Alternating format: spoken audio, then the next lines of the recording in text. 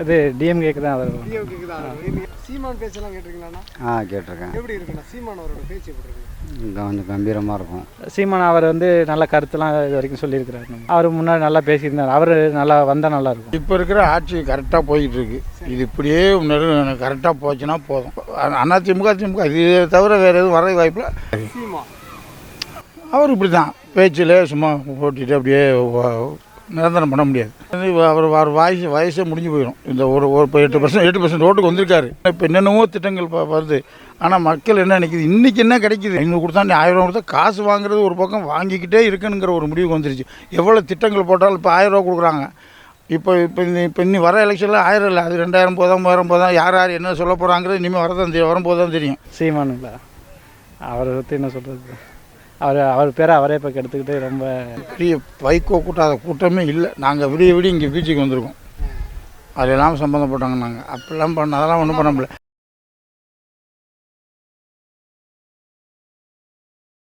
யார் முதல்வராக வந்தால் சரியாக இருக்கும்? இப்போ இருக்கிற ஆட்சி கரெக்டாக போய்கிட்டு இருக்கு. இது இப்படியே கரெக்டாக போச்சுன்னா போதும். யார் முதலமைச்சர் மாதிரி இருக்கிற ஆட்சி நல்லா போய்கிட்டு இருக்கு. நல்லாவே பண்ணுறாங்க. இதுதான் நிரந்தரமாக நல்லா இருக்குது. இப்போ கரெக்டாக இருக்குது. இப்போ ஆமாம். எப்படி நான் பார்க்குறேன், விஜய் வந்திருக்காரு. அதெல்லாம் வருவாங்க. நிரந்தரமாக இப்போ பண்ண முடியாது. கொஞ்சம் நாள் ஆகலாம். பட் அவங்களுக்கெல்லாம் வந்து அந்த ஃபேன்ஸ் ஒரு தொகுதிக்கு ஒரு 4000-5000 ஓட்டு கூட வாங்கலாம். அது எந்த தாக்கமும் ஏற்படுத்துறதுக்கு வாய்ப்பு கிடையாது. கம்மி. ஆனால் வந்து விஜயோட வருகை வந்து திமுக ஒரு பயத்தை ஏற்படுத்திட்டு அது சும்மா பிம்பங்கள் இப்படி சொல்கிறாங்க. ஆனால் அதெல்லாம் நான்லாம் வந்து பெரிய 93லேருந்து அரசியலை பார்த்து பண்ணேன். அப்போலேருந்து இறங்கினேன் நான். எனக்கு 23 வயசு. அப்படி இருக்கும்போது இப்போ வந்து அதெல்லாம் பெரிய வைகோ கூட்டாத கூட்டமே இல்லை. நாங்கள் விடிய இங்கே பீச்சுக்கு வந்திருக்கோம். அதெல்லாம் சம்மந்தப்பட்டாங்க. நாங்கள் அப்படிலாம் அதெல்லாம் ஒன்றும் பண்ண முடியல. அது சும்மா வெட்டாக பேசுகிறாரு. அவர் பேசுகிறது அரசியலுக்கு சம்மந்தமில்லாத ஏதோ பேசுகிறாரு. இதுக்கு சம்மந்தமே இல்லை. அவர் பேசுகிறதுக்கும் அரசியல் பேசலை. அவர் விளையாட்டுத்தனமாக ஏதோ சொல்லிகிட்டு இருக்காரு. அது வந்து எடுபடாது. அவர் அரசியல் ஒரு முதலமைச்சர் வந்தவர். அவர் வர்றதுக்கு வாய்ப்பு உண்டு. அதிமுக இது தவிர வேறு எதுவும் வர்றதுக்கு வாய்ப்பில். ஏடிஎம்கே அவர் எடப்பாடி நல்ல அட்மைஸ்பர் பண்ணார். ஆனால் இப்போ என்ன, அவர் கட்டுப்படுத்த முடியல. இருக்கவங்கள கட்டுப்படுத்த முடியாமல் விட்டார். கொஞ்சம் ஊழல் மலிஞ்சு போயிருந்துச்சு. ஆனால் அவர் வர்றதுக்கு வாய்ப்பு இருக்குது நிறைய. அவர் இப்படி தான் பேச்சில் சும்மா போட்டிட்டு அப்படியே நிரந்தரம் பண்ண முடியாது. நேரடியாக திமுகக்கு சவால் விடுறாரு. 1 ரூபா கொடுக்காம நான் இந்த எலெக்ஷனை சந்திக்க முடியும். ஆனால் திமுக அது வேணால் அவர் இப்படி ஒன்றுன்னா அவர் வயசே முடிஞ்சு போயிடும். இந்த இப்போ 8% ஓட்டுக்கு வந்திருக்காரு. ஒரு நேரடி சவால் கொடுக்காரு. 70 வருஷம் இருக்கிற திமுகவால் ஒரு இடத்துல கூட காசு கொடுக்காம வெற்றி பெற முடியுமா? கண்டிப்பாக 8% ஓட்டில் வந்திருக்காரு. இப்போ நான் சொல்கிறேன். இப்போ ஒரு 10 வருஷமாக நினைக்குன்னு இது 8ங்கிறது 10 ஆகலாம் கூட கொஞ்சம் அப்படி. ஆனால் அவர் வந்து ஜெயிக்கிற வாய்ப்பு கொஞ்சம் கூட கிடையாது. அது எல்லாருமே கொடுக்குற மாதிரி ஆயிடுச்சு. இன்றைக்கி அவங்க ஏடிஎம்கே பிஜேபி சும்மா அப்படி ஆக்குனாங்களே. அவங்களே கொடுத்து அவங்களே இதை அனுபவிச்சு எல்லாம் பண்ணி தானே பண்ண முடியுது. பண்ண முடியாது. மக்கள் வந்து என்னென்னவோ திட்டங்கள் வருது. ஆனால் மக்கள் என்ன நினைக்கிது, இன்றைக்கி என்ன கிடைக்கிது ஓகே, அந்த மைண்ட் செட்டுக்கு வந்துருச்சு மக்கள். இன்னைக்கு எதிர்பார்ப்பு மக்கள்கிட்ட வந்து இன்றைக்கி என்ன எதிர்பார்ப்பு, இன்றைக்கி 500 ரூபா வந்தால் 500 ரூபா செலவு நமக்கு வரும். அப்புறம் ஆட்சியில் வர்றது அது பாட்டில் ஆட்டோமேட்டிக் நம்ம கிடச்சிடும். இன்றைக்கி 500 ரூபா கிடைச்சிட்டோம், அதுக்கப்புறம் நம்ம அப்படின்ற மாதிரி. இப்போ வந்து தப்பு பண்ணுறோன்னே இவங்கள உள்ளே இருக்கவங்களே வந்து அடிச்சுக்கிட்டு நீ தப்பு பண்ணுறேன்னு கேட்ட அளவுக்கு ஆயிடுச்சு. நீ மக்கள் கேட்க வேண்டியதில்லை. இதுவே கட்சின்னா மக்கள் கூட்டத்தை விட கட்சி கூடி போச்சு.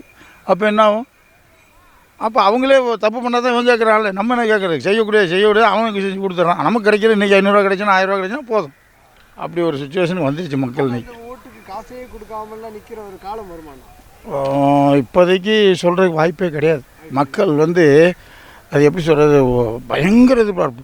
500 கொடுத்தா 1000 கொடுத்தா காசு வாங்குறது ஒரு பக்கம் வாங்கிக்கிட்டே இருக்குங்கிற ஒரு முடிவுக்கு வந்துருச்சு. எவ்வளோ திட்டங்கள் போட்டாலும் இப்போ 1000 ரூபா கொடுக்குறாங்க. இப்போ இன்னி வர எலெக்ஷனில் 1000 இல்லை, அது 2000 போதும் 3000 போதும். யார் என்ன சொல்ல போகிறாங்கிறது இனிமேல் வரும்போது தான் தெரியும். அந்த மாதிரி எதிர்பார்ப்பு. 1000 ரூபா கொடுத்தது பெரிய ஜுஜிப்பி. இப்போ அப்படி நினைப்பேன், 1000 ரூபா தானே இன்னும் அடுத்தது.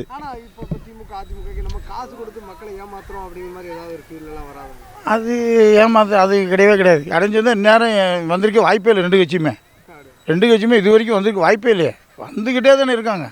நன்றி. Okay, thank you.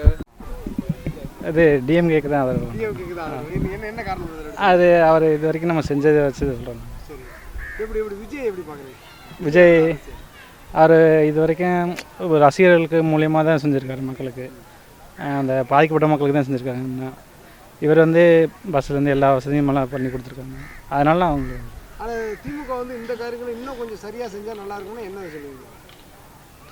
இன்னும் மக்களோட வாழ்வாதாரம் அப்படியே தான் இருக்குது, மாறவே இல்லை. ஏழை இன்னும் ஏழையாக தான் இருக்கிறாங்க. இப்போ இன்னும் திமுக மாற்றணும்னு நினைக்கிறீங்களா? மாற்றணும், அவங்க நினைக்கணும், அது நம்ம நினச்சா நல்லா. இந்த சில குற்றச்சாட்டுலாம் வைக்காங்க, பொதுவாக இந்த குடும்ப ஆட்சி அந்த மாதிரி மன்னர் ஆட்சி அப்படின்னு, அதெல்லாம் எப்படி பார்க்குறீங்க? அதெல்லாம் அவங்க பண்ணுறாங்க, ஆனால் அது மக்களுக்கு போய் சேர மாட்டுது. பணமெல்லாம் வந்து மக்களுக்கு போய் சேர மாட்டேங்குது, ஏழை மக்கள். சீமானுங்களா, அவரை பற்றி என்ன சொல்கிறது? அவர் பேரை அவரே இப்போ கெடுத்துக்கிட்டு, ரொம்ப நல்ல பேர் இருந்துச்சு, இப்போ அவர் பேரை அவரே கெடுத்துக்கிட்டு. அவரோட அரசியல் எப்படி பார்க்குறீங்க? அவர் முன்னாடி நல்லா பேசியிருந்தார், அவர் நல்லா வந்தால் நல்லாயிருக்கும். ஆனால் இப்போ அவர் பேரை கெடுத்துக்கிட்டு விஜய் அவர் பண்ணுவாரான்னு தெரில, பார்க்கலாம். இளைஞர்கள் ஆதரவு அதிகமாக சொல்கிறாங்க, நல்ல வாய்ப்பு இருக்காது. விஜய்க்கு சீமான் முன்னாடி விஜய் முன்னாடி இளைஞர்கள் ரொம்ப அதிகமாக இருக்காங்க. அப்புறம் இவங்க பண்ணதை வச்சு இப்போ இன்னும் பண்ணுவாங்கள்ல, அவங்க அதை வச்சு மக்கள் வந்து அவங்களுக்கு தான் போடுவாங்க. ஒருவேளை வந்து திமுக வராமல் வந்தால் அதை தாண்டினா யாரை சொல்லுவீங்க? நாளைக்கு காலையில் வெயில் அதை தாண்டினா இது ஏடிஎம்கே தான்.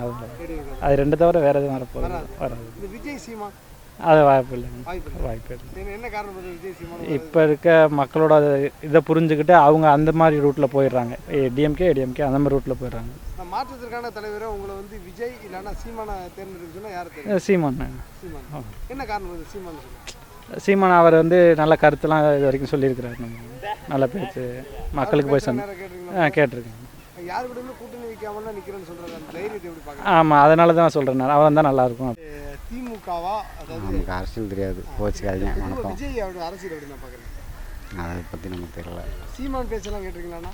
கேட்டிருக்கேன். எப்படி இருக்குண்ணா சீமான் அவரோட பேச்சு எப்படி இருக்கு? இங்கே கொஞ்சம் கம்பீரமாக இருக்கும். அவர் முதல்வர் 2026 வந்தால் எப்படி இருக்கும்? தெரியல, வந்தால் தான் தெரியும். ஒரு வாய்ப்பு கொடுக்கலாம்னு நினைக்கிறீங்களா? அது மக்கள் கையில் தான் இருக்குது.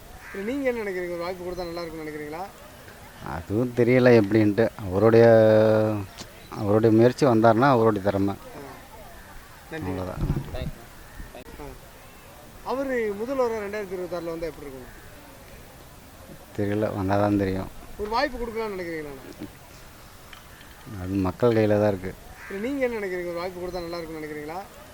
அதுவும் தெரியல எப்படின்ட்டு. அவருடைய முயற்சி வந்தார்னா அவருடைய திறமை.